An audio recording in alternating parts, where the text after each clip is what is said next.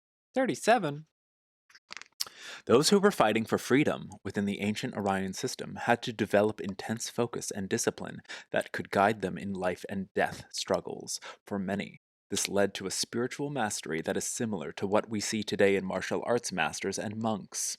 You have had this experience in your ancient past and still possess this skill of intense focus. But the question is, on what do you habitually put your focus? This card suggests that you should choose to focus your energy wisely. Choose to remove focus from negative self talk and use your ability instead for spiritual evolution. Yes, yes. I'm just skimming through the commentary.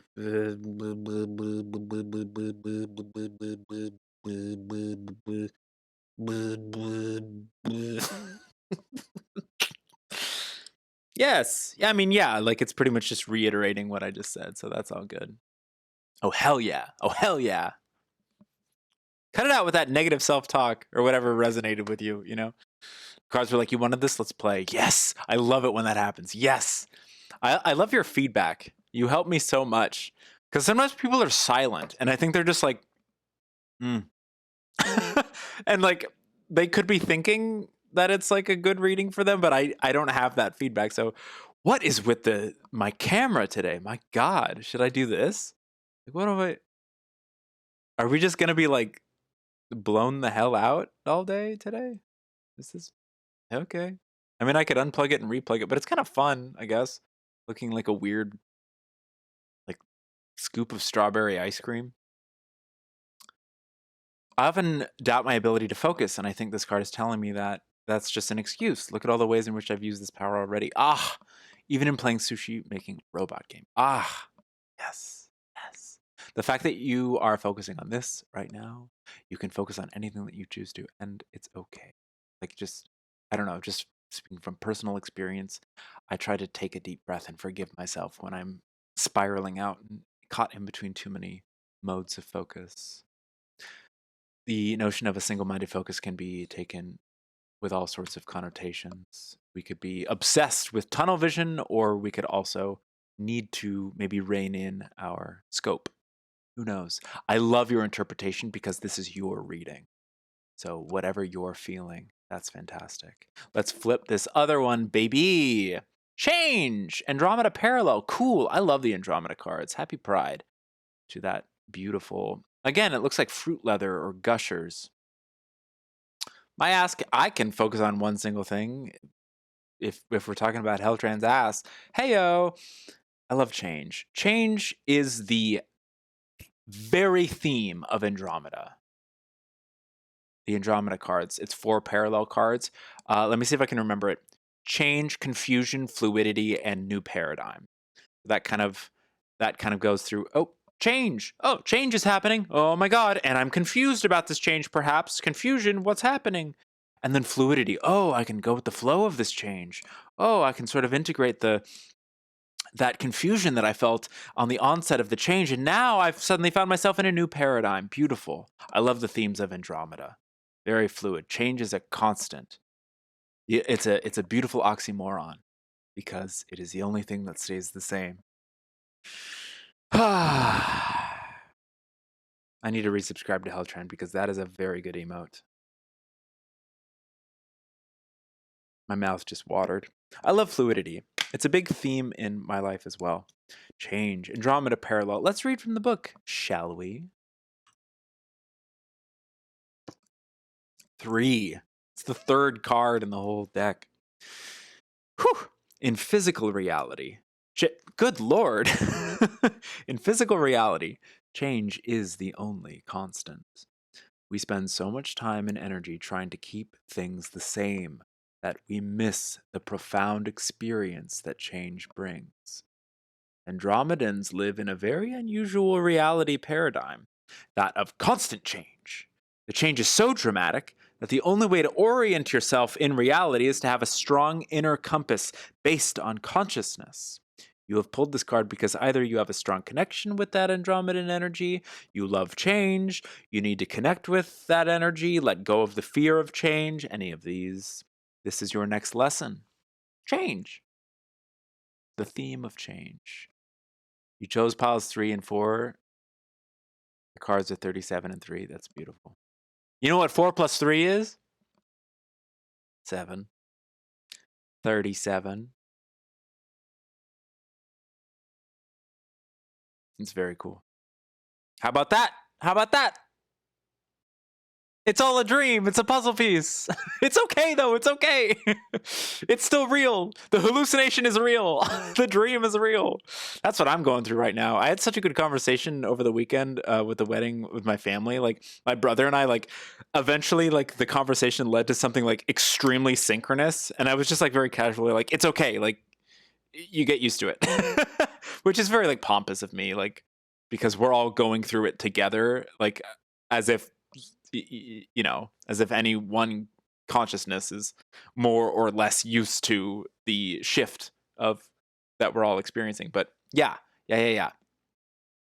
Eventually, like it gets more comfortable to notice those like big, profound coincidences, etc., etc. You can find meaning anywhere you look if you choose to look for it. And if you don't choose to, that's fine too. Perfectly fine. That's so cute. Okay.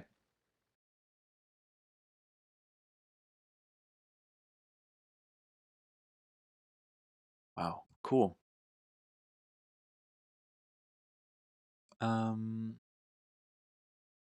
Sorry, I'm noticing something about my eyes, like the hoodedness of my eyes, because my mom was talking about how her eyes are like hooded at different levels, and I'm like, oh, I wonder if I genetically inherited that. Probably.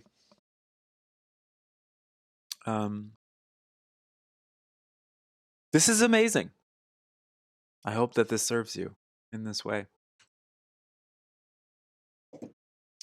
Change. Has the smoothie still turned? Psalm. Psalm. What's the key? Body once told me the world is gonna roll me. 4 plus 3 is 7. Who's next? Steffers? You're down with all that? That's awesome. I love you guys so much. This rocks.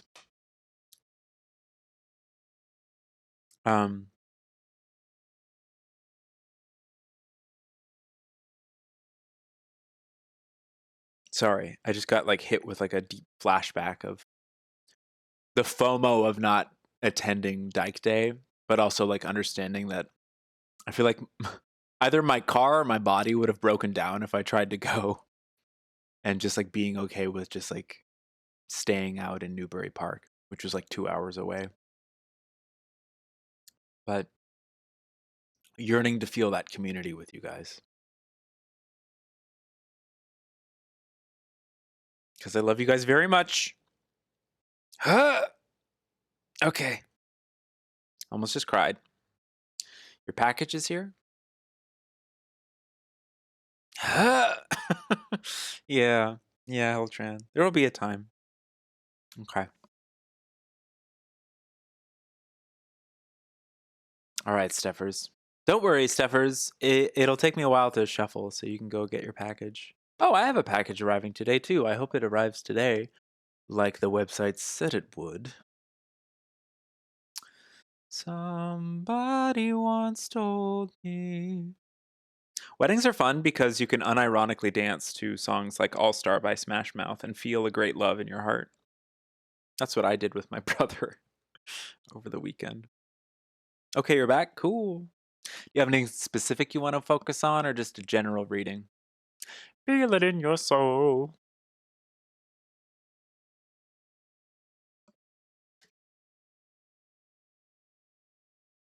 I gotta eat something soon, though, because I'm already starting to, like, cry about how much I love my friends. What kind of gay shit is that? Yeah.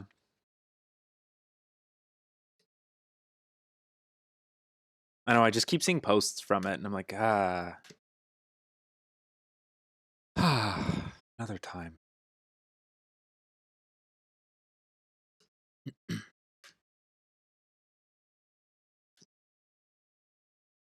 And I like So funny. I made such a big deal of it the week before in my queer therapy group. I was like, finally, I'm going to attend a Pride event where I'm not performing or I'm not working, and I feel like valid and in my body. Like this is the first year in forever where I feel.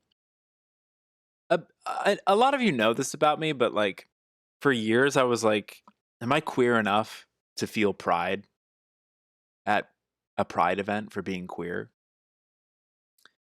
And obviously the answer was always yes, but I had to work through that internally for years.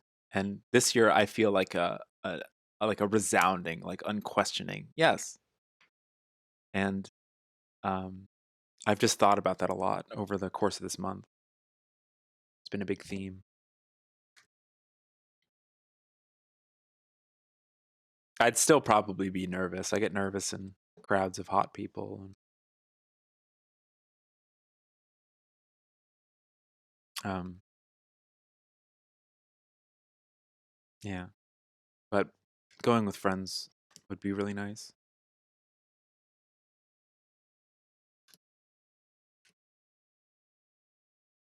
Ideally, next time I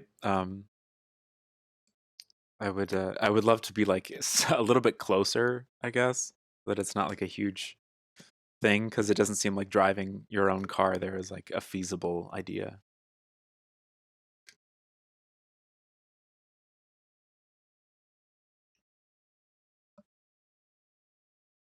Reading on connections with friends, perfect, beautiful. Been talking to old friends from Kansas City a bunch lately. If loving your friends is gay, you can call me Miles Gambis. Who would steal 30 bag of lunches? I'll tell you who. It was that damn Sasquatch.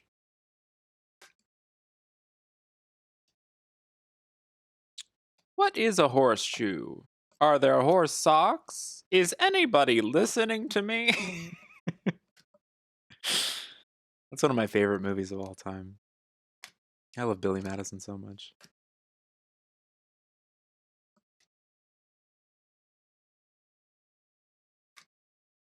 You gotta take public transit. Yeah.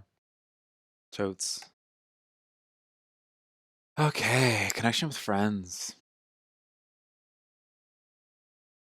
Connection with friends. Do you have two numbers you want to focus on? Between 1 and 7?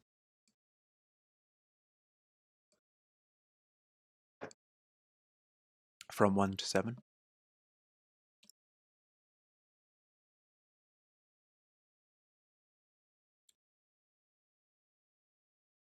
2 and 4, beautiful.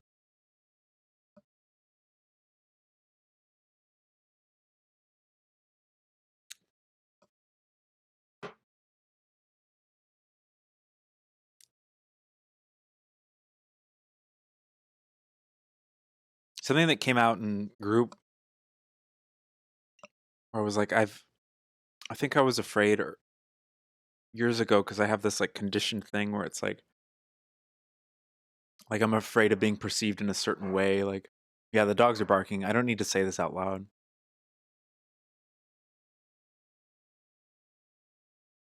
And then just someone else in the room sort of framed it like, do you see yourself as that way? And when they asked me the question, it just sounded so absurd because it was just like, no, I don't. So I wondered why I was holding onto that fear.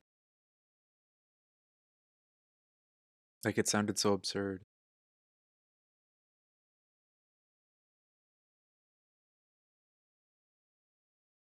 It's interesting the journeys we all take on the like path to accepting and loving ourselves.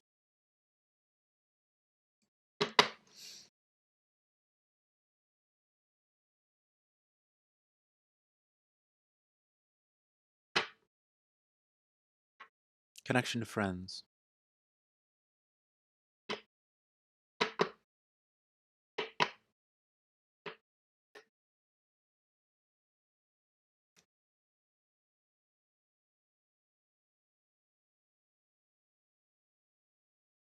You. Hmm. You. You.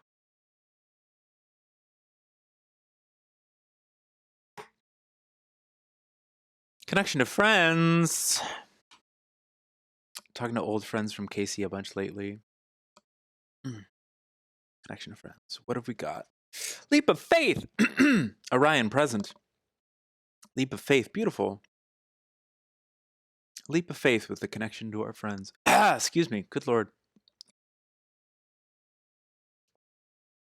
Years ago, they tried to put me in the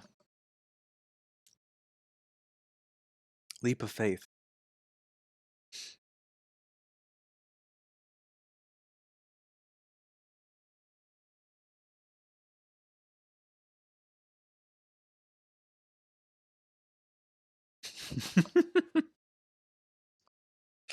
D7. For thousands of years, humans have been used to living with the mindset of polarity. We continually label things as good or bad. If we don't know how to label something, we feel confused or insecure. But now that it is time to integrate polarity and transform as a species, we must take a leap of faith, jumping off the cliff into the unknown, to a realm where labels like that don't exist. We must learn to simply be with things as they are, without the addiction to labeling them. As we do this, our consciousness transforms and we heal, once and for all, those old wounds from our Orion heritage. Polarity, conflict, categorization. Wow. Initially, just it makes me think of like the way that I, in terms of connections to friends, how I, speaking personally, how I label my connections to certain friends, like how I would like categorize like, oh, like I mean this to this person. Our relationship can be described as thus.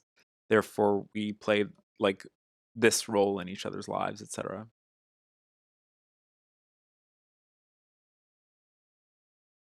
But having faith and I don't know, having faith. I'm the kind of person, and not everyone is, but I'm the kind of person who can not see someone for several years and still hold like a very deep like friendship connection with them. But some people, I will be like, oh, that person hasn't spoken to me in like 3 months. I don't think they like me anymore or something. And it's like, oh, geez, like I don't vibrate at that level. um, let's see the other one. Feminine principle. Vega passed. Huh, 19. Let's take a look at this. Feminine principle.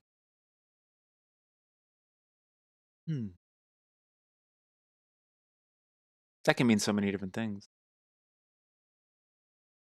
Leap of faith for the feminine principle. That's a very sweet card. I like that card a lot. Let's read that. 19. The ancient Vegan civilization, breaking away from the Lyrans, manifested the feminine principle by their intense devotion to spiritual expression. They were the earliest priests and priestesses. They were the first to develop spiritual methods. They had no interest in moving out into the galaxy to develop planets like the Lyrans did with that masculine penetration, expansion, conquer, etc., etc.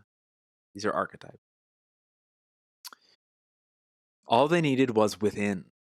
This card reminds you of the same truth. All you need is within you. Stop looking outside of yourself for fulfillment. Instead, rely on your own light and inner awareness. The deeper you go within, the vaster the universe becomes. That's beautiful. This is the very first Vega card in the whole deck. The Vegan civilization was an offshoot of the Lyran civilization. They formed their own civilizations because they had a different belief system about how to interact with reality. Instead of the pioneering spirit of the Lyrans, who boldly explored and conquered the physical reality around them, the Vegans took a more feminine spiritual approach to living in the physical world. They were very inwardly focused and preferred spiritual pursuits. At first, this left them vulnerable and weak in the eyes of the Lyrans, and it caused a lot of war between the two civilizations, but it was the Vegans who eventually mastered the spiritual arts. If this card comes up in your reading, it could have many meanings depending on the other card. This card could be imploring you to reconnect with your inner feminine energy or to focus more on your spiritual development. Conversely, it could be pointing out that you focus a lot on the feminine energy and it needs to be balanced. Look honestly at the spread and honestly at your inner self and be open to receiving this card's message from your higher self. That applies for both new friendships and old friendships for you. Yeah, that's what I was feeling. Yeah.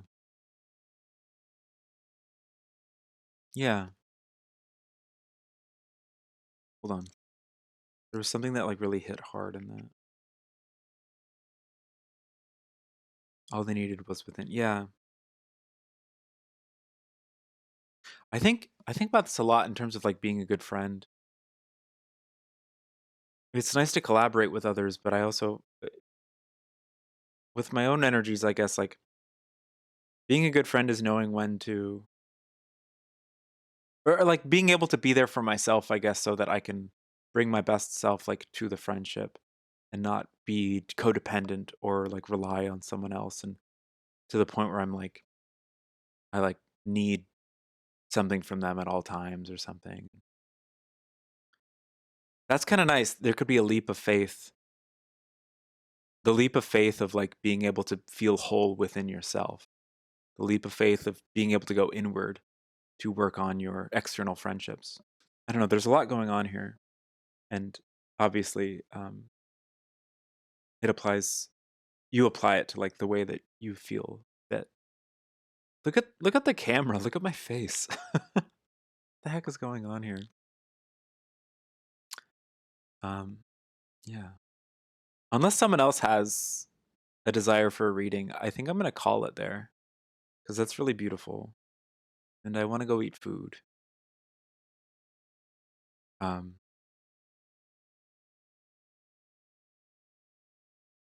that's a really nice place to reach. I think I started very calm and then I got really excited and now I'm calm again. What is that from, Bat? Years ago they tried to put you in the That's a lyric. Eat food. Okay.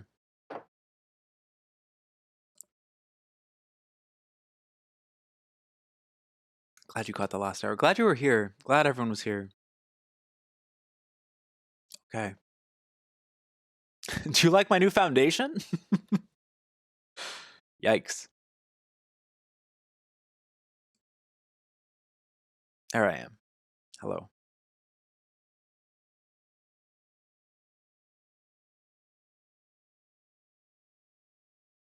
Okay. Let's find someone to raid.